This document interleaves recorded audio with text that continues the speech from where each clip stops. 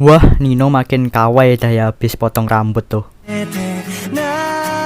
を言えばいい君の全然前世から僕は君を探し始めたよその不吉祥な笑い方をめがけてやってきたんだ Yo, welcome to my channel. Dan ya, gua akan bahas ya Gotobu no Hanayome season 2 lagi, episode keempatnya.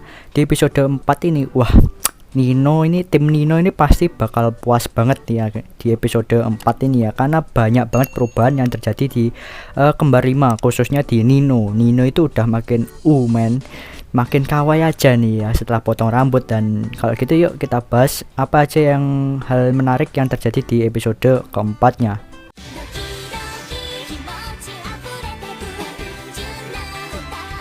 Itsuki dan Nino nyamar jadi Yotsuba. Karena Yotsuba ini orangnya songkanan ya, jadi Uesugi ini punya rencana membuat Itsuki itu menyamar jadi Yotsuba agar Yotsuba itu nggak ikut camp pelatihan karena mau ulangan ya. Tapi rencananya itu gagal ya, karena ketua klubnya itu nyadar kalau itu bukan Yotsuba melainkan kembarannya. Dan setelah itu ada Nino versi short hair ya, versi yang rambut pendek yang udah potong, yang menyamar jadi Yotsuba juga. Persis banget ya kayak Yotsuba ya, karena rambutnya ya. Dan masalah Yotsuba yang ikut camp pelatihan pun akhirnya selesai.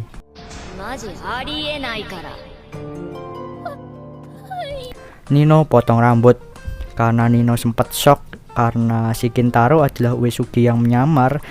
Si Nino ini jadi ya mungkin merasa tertolak atau nggak terima aja ya sama kenyataan. Nino ini pengen melupakan masa lalu dan menerima masa kini. Oleh karena itu Nino itu memotong rambutnya jadi short hair ya. Mulai dari sini sikap Nino itu bakal berubah drastis ya, dan nggak ngeselin lagi kayak dulu. Sial, aku terpersona sama Nino short hair ya, anjir.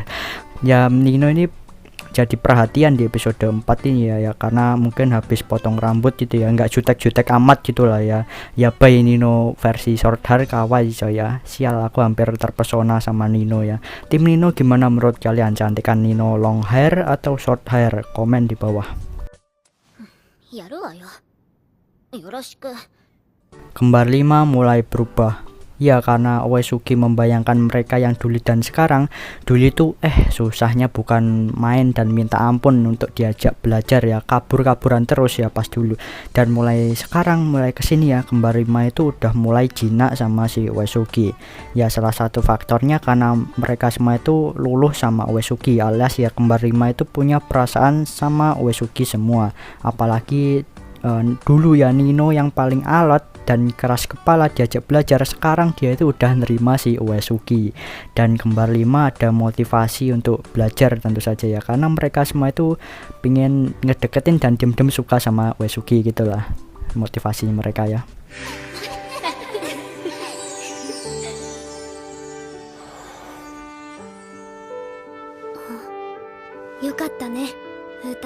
Uesugi mengundurkan diri jadi guru les kembar 5. Merasa gak pantas lagi jadi guru les kembar 5, Uesugi itu memutuskan untuk memundurkan diri. Bukan karena dipecat ya, melainkan merasa kalau kembar 5 itu udah bisa belajar sendiri mandiri ya. Merasa gak pantas dan gak sanggup ngajarin mereka berlima karena udah gagal kedua kalinya dalam ujian ya, nilainya itu jeblok kedua kalinya. Saat Uesugi mengundurkan diri, kembar 5 itu merasa kehilangan banget dan kayak sedih gitu ya Uesugi mengundurkan diri. Tapi karena kembar 5 udah rela pindah rumah gara-gara dia, Uesugi ya gak bisa nolak lah ya. Dan saat Ebata bilang kalau Uesugi mengundurkan diri, yang paling sedih itu kalau dilihat-lihat si Miku ya, sampai nangis-nangis itu ya. Pasti Miku nih ya yang win. By the way, saat Uesugi mengundurkan diri di anime ya gak ditampilin ya, beda kayak di manganya ya. Di manganya ditampilin ya, tapi ya entahlah ya, mungkin bakalan jadi flashback atau gimana, nggak tahu juga sih.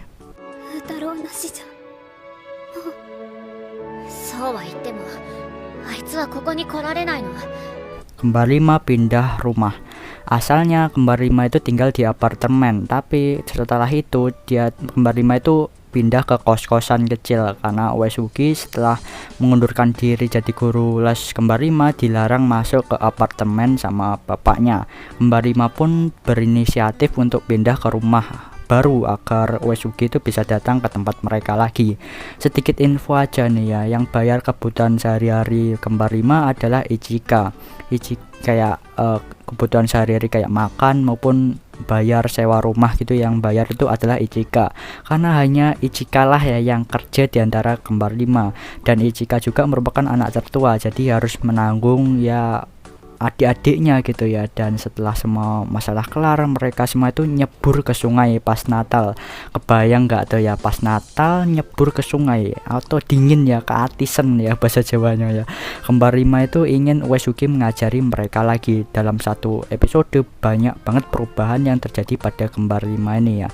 By the way, itu Miku headsetnya anti air atau gimana tuh ya. Dan di sini tuh Nino juga mulai merasa dogi-dogi ya, detak jantungnya itu mulai kenceng saat dekat si Uesugi.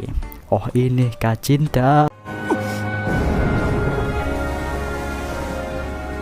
Yotsuba paling bodoh di antara kembar 5. Maaf aja nih ya yang untuk waifunya Yotsuba, tapi kenyataannya emang begitu ya Bor ya.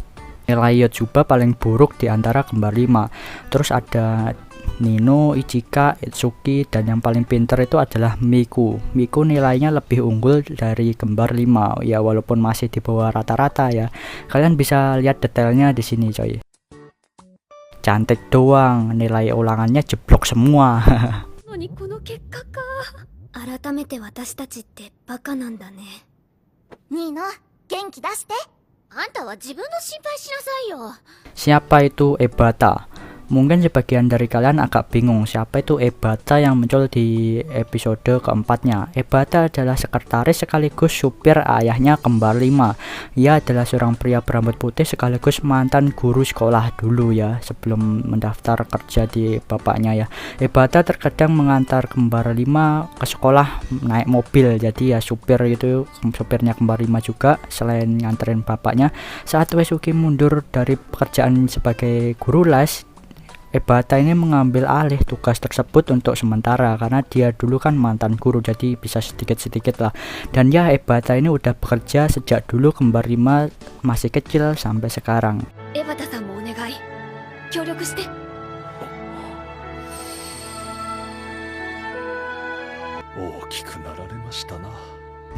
Yap, mungkin itu aja sih hal menarik yang ada di episode keempatnya. Nonton episode 4 merinding aku sumpah ya. Backsoundnya membuatku berkaca-kaca. Sial, aku hampir menangis. Penempatan backsoundnya itu loh bagus banget ya. Dan good job buat Biburu Animation yang garap season keduanya ini ya. Perfect dah ya. Setelah nonton episode 4 gue jadi ingin bercita-cita jadi guru les dan menjadi the king of harem.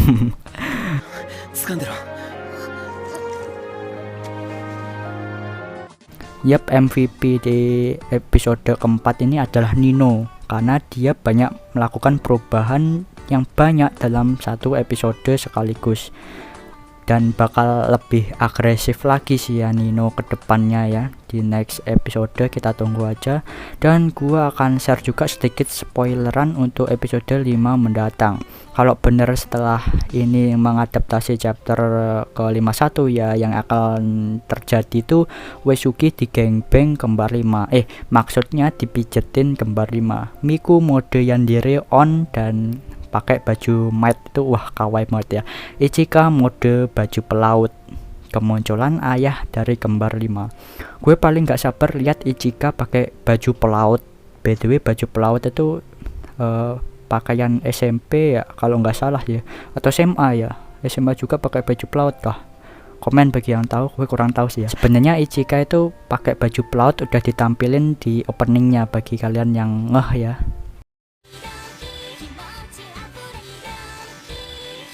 Saat kembar 5 nyamperin Uesugi di animenya, di manganya itu kembar 5 itu masuk ke tokonya. Kalau di animenya di luar ya, sedikit beda agar dipersingkat aja ya mungkin ya. Pas bikin ngepas waktunya 24 menit gitu ya.